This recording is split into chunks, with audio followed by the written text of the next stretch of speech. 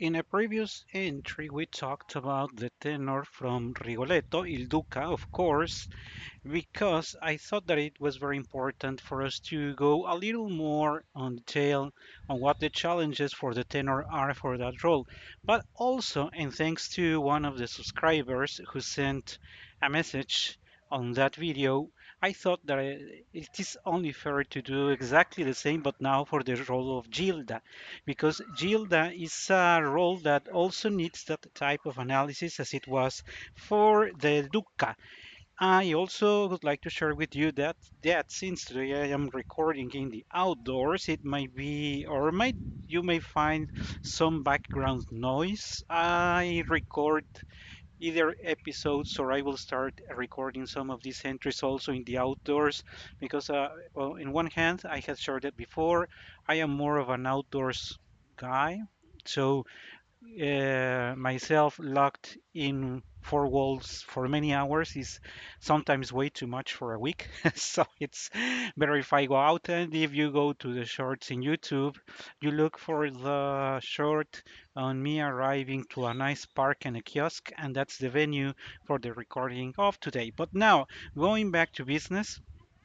And I also thought that it was worth to share with you because on that same message that I got, there was a recommendation on a given cast that, by the way, I didn't know. Well, of course, Dmitry Farovsky, of course, I knew, but as for the soprano, I really didn't know her. But it was a good chance to take a look at those videos at the cast, and that's how the idea, along with the previous entry, that's how the idea of working or sharing with you some thoughts on the role of Gilda was worth investing some 10 to 15 minutes. So enough with the talk, and let's get down to business. So you may also be aware at this point that we had already our episode on Gilda's Caro Nome, which is her first aria, her first solo in the first act, and we have Katia and I have already gone through all the many details of this aria and what makes this so challenging. But it is also necessary to talk about the whole role because in a way somehow the same thing that Maestro Verdi painted a difficult character or a character with different colors in the voice for the duca or for the tenor, he did the same for the soprano. It is a soprano that has to be able to convey through her voice more than one color. As we start the first act, the first time we see her on stage is in the duet with her father, Filia mio padre. In that duet, of course, she must be very fragile. She's still a young girl, and she is living hidden in a way, hidden because, of course, Rigoletto, knowing what he knows about Il Duca and also knowing about what he's been part of, he's very afraid that at some point this might turn against him, and even worse, that it could turn against Gilda herself. Gilda, of course, this being a parental love duet, Gilda is very fragile but very open and very close to her father. The color of her voice, the color of Gilda in this duet from a light, usually a light lyrical soprano, is perfect if sung by that type of voice. Because if it is a heavier voice, the soprano would need to sacrifice part of her pasta in the voice, and many, many, many times it just doesn't work.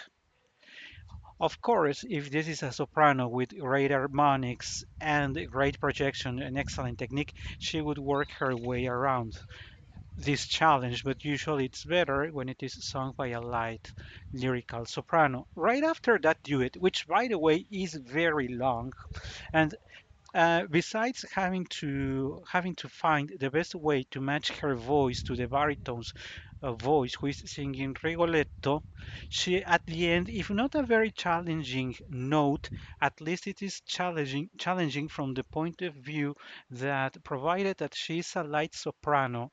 and she's singing in harmonic notes to the baritone, it is very easy that the baritone covers her voice. She lighter and him a baritone, it is very easy that one cannot hear her.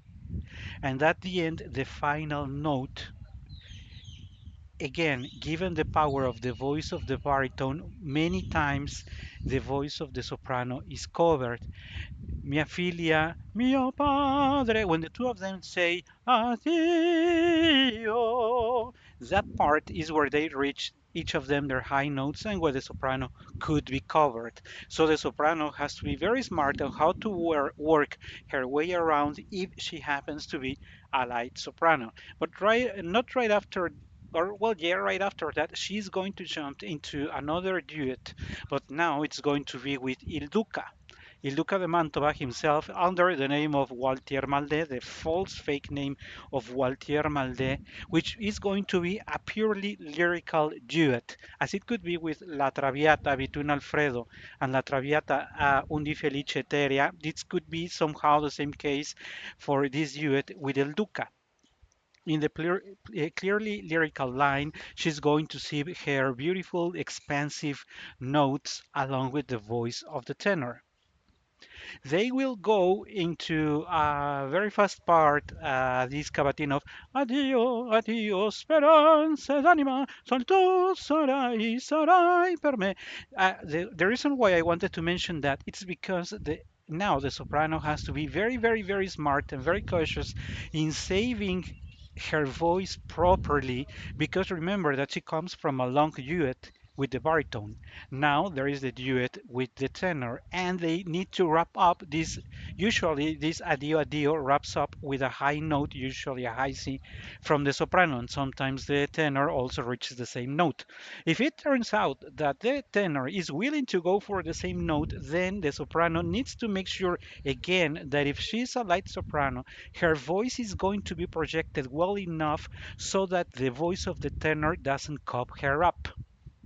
So it's the second duet. She's been on stage for already a good amount of time, and she has been on stage for almost half of the act already. But the challenge that does not stop there, because right after that, addio, addio, speranza d'anima, she's going to have her super well-known aria, the Caro nome, that everybody knows, and that we already have an episode in the dissection season. She will have her Walter Malde, which is provided that it is a very well-known piece.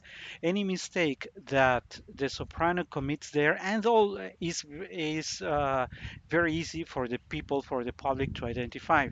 Also, even though it is not mandatory, sopranos, because tradition is like that, need to go to a high note in the caro nome, usually high E. So, by just looking at the first act, you notice that this soprano, even if she happens to be a light soprano, a light lyrical soprano, needs to be very smart on how to manage her resources through a long duet with the baritone, a lyrical duet with the tenor, a demanding cavatina, addio, addio, and a high note, and then immediately right after that, have a fresh voice for singing her caro nome. Truth is, this is way too much. There are four requirements for the soprano, and it is just the first act. If that wouldn't suffice, because now we have talked about the light color, and I haven't spoken about the ornaments. In the Caro Nome is challenging not only because of the fragility that Gilda needs to project, but it also has some ornaments that have to be sung crystal clear in all perfection. Otherwise, nobody will buy the role of Gilda.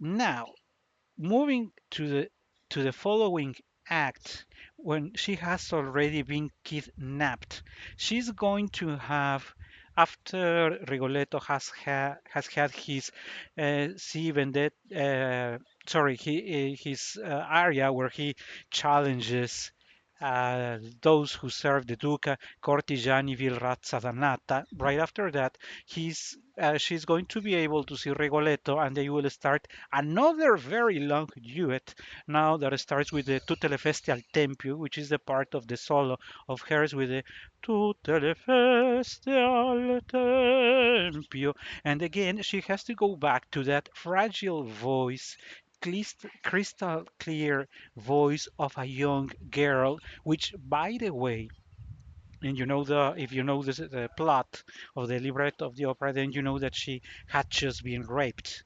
So, with that in mind, she cannot sing as innocent, as clearly as she sang Caro nome. Something has changed in her voice, and the soprano needs to be very smart to understand what needs to change in her color now for the Tutte le feste al Tempio, which will evolve into a duet now with Rigoletto himself, with her father, which is also very long, if not very difficult, that initial part, very long, because now, because it wasn't enough for Maestro Verdi, it's going to evolve into one of the most difficult parts of the opera, the Si Vendetta Tremenda Vendetta, the duet when Rigoletto listens to the voice of Monterone, and things hit up really, really fast. That one is also very tricky because if the soprano is light, she's going to have trouble in projecting, provided that the orchestration will rise also. She might very easily be caught in problems trying to project her voice through a huge and very dense orchestration. And remember that also the baritone has also gone high, so it is not the easy part where they coming from the Tutte le Feste al Tempio. They are now in full volume, the voices, full volume, the orchestra, and the drama growing up. And the soprano has to reach for a few number of times several high notes that also need to be very, very dramatic when she says perdonate, perdonate. If she sings that to fragile, nobody is going to believe it. But she's begging Rigoletto to forgive Il Duca. So it certainly has to be dramatic, even though she knows she has just been raped.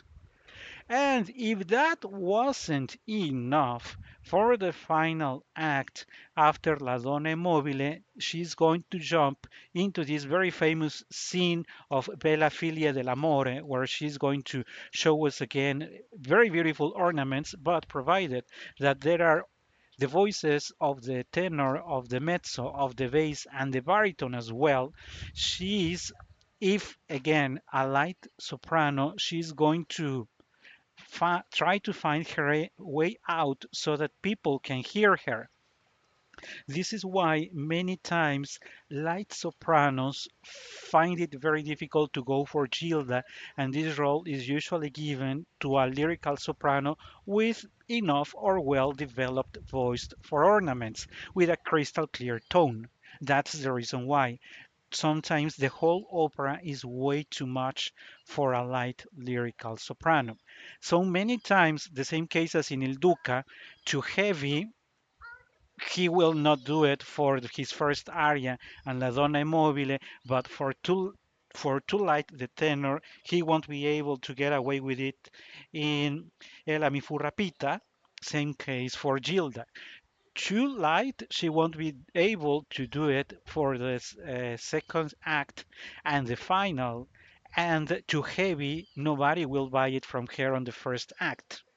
That's why I was suggesting that that a soprano with a very solid technique and with a very clear understanding on how to make use of her instrument, of course with a good ornamentation, is the best fit for this very difficult role. But now, reaching the end of the opera, right after the Bella Figlia dell'Amore, after the five singers, the main singers, singing that part, there is going to be the part of the storm where she is going to sacrifice herself so that Il Duca is not killed. And that one is also a very difficult part because it's going to be the voices of the mezzo, the choir in the background, making sounds in the storm and this orchestration very heavy. That final part for Gilda is again very, very, very demanding. So don't be surprised if you cannot find a soprano who can manage the complete range of colors and emotions that Gilda demands. And I would like to say that for what I am sharing on the screen, this recommendation that came from one of our subscribers, I am very satisfied with what I heard from Laura Claycomb. Moreover, in how she manages to uh, to convey that need for being able to sing along with the other voices, because in opera it is not only important that you can do your solos, but that you understand how to work your parts with others as well.